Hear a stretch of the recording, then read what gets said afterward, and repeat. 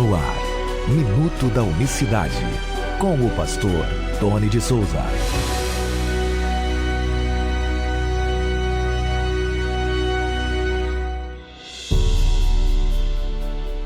Olá, queridos, graça e paz da parte do nosso Deus e Salvador Jesus Cristo. Que Deus abençoe a todos nesta sexta-feira, 22 de abril de 2022.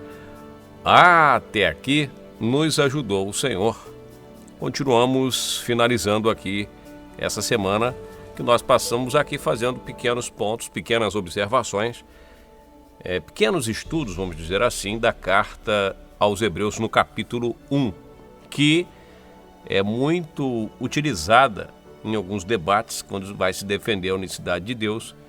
Essas palavras que nós viemos estudando aqui, os trinitarianos, os defensores da doutrina da Trindade, ou até mesmo aqueles que defendem, os dualistas que defendem os dois, comumente costumamos a presenciar esse tipo de situação, quem está acostumado mais a conversar e a dialogar esses assuntos ou debater esse tema. Mas não há nada de Trindade como nós estamos vendo essa semana aqui na carta aos Hebreus. E o último versículo para análise nossa aqui para finalizar esse capítulo 1, é claro, a gente ficaria um dia ou mais estudando só o capítulo 1, porque tem muita informação aqui para ser esmiuçada, detalhe por detalhe. Mas vamos ler aqui o versículo 13 da carta aos Hebreus, que diz: e a qual dos anjos, veja que essa pergunta é sempre feita, a qual dos anjos, é feita mais à frente, Ele diz lá mais em cima, como nós lemos, porque a qual dos anjos, versículo 5, ele diz, tu és meu filho, hoje eu te gerei. Nós vimos aí que o filho não foi criado, como dizem os trinitarianos. Você veja aí os vídeos anteriores que você vai ver, o filho foi gerado, não criado. Embora Colossenses capítulo 1, verso 15, subentende-se que teria sido criado, mas não é. Ele é o primogênito da criação, não significa que ele é criado. É um título que ele recebeu, e aí você vai verificar. Mas lá no verso 13 diz: a qual dos anjos jamais disse: assenta-te à minha destra, até que eu ponha os teus inimigos por escabelo de teus pés. Faz uma pergunta. Vai até o versículo 14. Versículo 14 diz: não são porventura todos eles, no caso os anjos, espíritos ministradores enviados para servir a favor daqueles que hão de herdar a salvação? Aí termina o capítulo 1 da carta aos Hebreus. O verso 13, então, os anjos não ouviram essa palavra, nenhum dos anjos ouviram isso.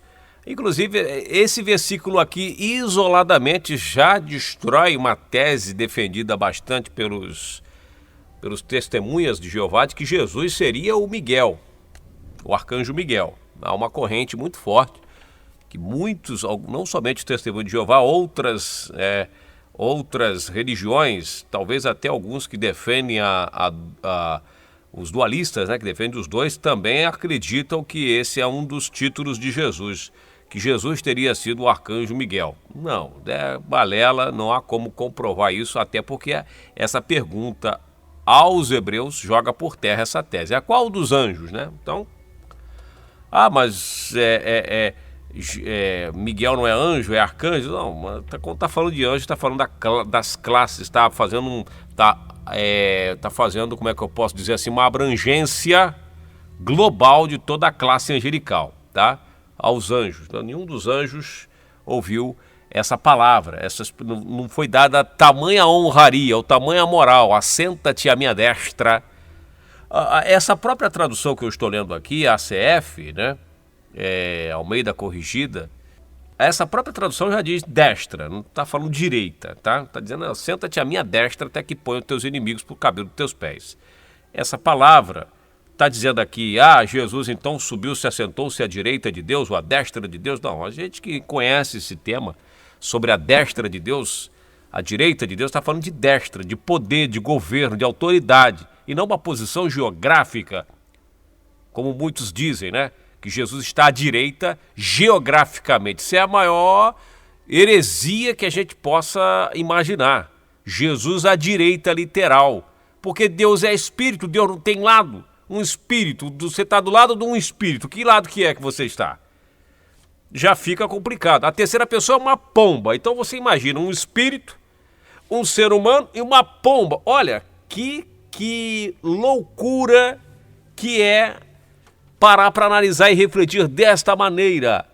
Então, se você põe essa destra aqui como direita literal, você está pensando, analisando a partir do ponto de vista geográfico, posição física. E não é disso que fala as Escrituras toda vez que você ler, que você ouvir a Bíblia dizer que Jesus está à direita de Deus. Não pense em posição geográfica, em posição física, porque não é isso. Literalmente não é isso. Verdadeiramente não é isso que está passando. Até porque nós estamos lendo aqui essa semana toda da carta aos Hebreus, apresentando a pessoa do Cristo para os hebreus, falando que ele é o Machia, o Messias, mostrando para eles que ele é o ungido e mostrando para ele que ele é o Criador de todas as coisas, como nós lemos lá, versículo 10 da carta, nós lemos isso aí essa semana. Tu és Senhor, no princípio fundaste a terra e os céus são obra das tuas mãos. O Senhor criou tudo, o Senhor fez, e o céu e terra, tudo o Senhor que fez. Cristo. Está falando que ele é eterno. Ó. Eles passarão, verso 11, eles passarão, mas tu permanecerás. Todos eles como roupa envelhecerão, mas tu permanecerás. Para sempre teus anos não vão acabar. Verso 12. E aqui no 13, está dizendo o quê? Assenta-te à minha destra, até que está dizendo, essa foi uma profecia, isso foi falado, do que aconteceria para identificar o Messias e a autoridade que ele teria. Tanto é que Salmos vai dizer isso. Olha o que diz Salmo 110, verso 1. Disse o Senhor a meu Senhor, assenta-te à minha mão direita, até que eu ponha os teus inimigos por escabelo dos teus pés. Aqui olha o que disse Davi. Salmo 110, verso 1. É a mesma coisa que está escrito, mesmas palavras que nós estamos lendo aqui na carta aos Hebreus. Está mostrando para os Hebreus, olha, lá, vamos para Salmo, vamos ler os Salmos. Os Salmos falaram dele. Como Jesus vai dizer, as Escrituras testificam de mim. Você está entendendo? Então veja, meus queridos irmãos, o Salmo diz o quê? Disse o Senhor a meu Senhor. São dois senhores? Ó, o que diz Salmo? Disse o Senhor a meu Senhor. Os trinitarianos usam isso aqui para dizer que está falando de dois senhores. Bom, se tem dois, está faltando um, porque são três senhores. Isso é balela, isso é conversa fiada. Você está entendendo? Não são três senhores. Não são três senhores? A trindade não são três? E aqui Salmo 110, verso 1, está dizendo de dois. Mas o Senhor Jesus Cristo, debatendo...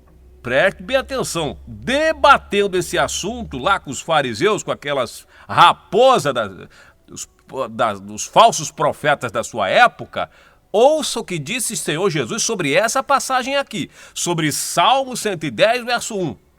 Hebreus ainda não tinha sido escrito nos tempos de Jesus, foi escrito depois. Ouça o que disse o Senhor Jesus. Preste bem atenção, vamos lá para Mateus, vamos ver o que o Senhor Jesus está falando. Para os fariseus, aqueles que conheciam muito, sabiam tudo de Bíblia, os caras conheciam de trás para frente. O que Jesus está falando para eles? Mateus 22, anota aí, Mateus 22, verso 41. Ó, vou ler 22, 41. E estando reunidos os fariseus, fariseu, toda aquela farisaiada reunida, né? Às vezes eles se reúnem. Já vi muitos fariseus se reunindo para falar mal de próprio unicista. Vou pular essa parte aí, interrogou Jesus, estando eles reunidos, verso 41 de Mateus 22, interrogou Jesus, Jesus perguntou, verso 42, que pensais vós do Cristo, de quem ele é filho? E eles disseram-lhe, de Davi. E Jesus disse, como é que então Davi, em espírito, lhe chama Senhor, dizendo, disse o Senhor a meu Senhor, assenta-te à minha direita até que eu ponha os teus inimigos por escabelos dos seus pés. Se Davi, pois, lhe chama de Senhor, como é seu filho? Verso 46, ninguém poderia responder-lhe uma palavra nem daquele dia ousou mais ninguém interrogá-lo. Então Jesus cita novamente o que foi escrito em Hebreus, capítulo 1, verso 13, em Salmos, as mesmas palavras. E o que é que Jesus está falando aqui? O Senhor Jesus Cristo, nosso Deus, está dizendo: como Davi é Senhor, chama ele de Senhor. Em espírito, chama ele de Senhor. Então Davi, segundo Cristo, ele profetizou. Disse o Senhor a meu Senhor. Aqui não está falando de dois senhores. Davi está dizendo para eles: olha, o meu filho será Senhor. Meu filho, meu descendente, que vai governar para sempre, ele é o Senhor. Você está entendendo o que Cristo está falando? Davi, ele fala pelo Espírito, ele exalta a pessoa do Messias, a pessoa do Cristo. É por isso que ele usa essa expressão. Não está falando de dois senhores, não. Você está entendendo? Assenta-te à minha mão direita, ou seja, vai sentar sobre o meu trono. Davi está dizendo: meu filho, na verdade é meu Senhor, meu descendente vai ser Senhor, e ele vai assentar a minha mão, vai sentar no trono de Davi, como dizem as profecias, e vai governar. Você está entendendo a profundidade do negócio? É muito lindo, é muito amplo. É claro que só nesse versículo aqui, só nessas palavras do Senhor de Mateus 22, nós ficaríamos aqui umas 3 horas falando e mostrando pelas Escrituras do que é que realmente Davi está dizendo. Porque Davi é o grande rei de Israel, a grande autoridade de Israel, um grande homem, junto com Moisés e com os demais, mas foi um grande governador, o maior rei da história da humanidade. Volto a bater nessa tecla: não teve um rei tão poderoso na terra como Davi, não teve. E Israel é o centro do universo, da terra, né? E nós voltaremos então, portanto, semana que vem com mais uma edição do Minuto da Unicidade. Ore por nós, espero ter colaborado de alguma forma, e nós voltaremos, se Deus quiser, semana que vem. Se você puder ajudar, colabore com o programa Minuto da Unicidade, seja um mantenedor desse ministério.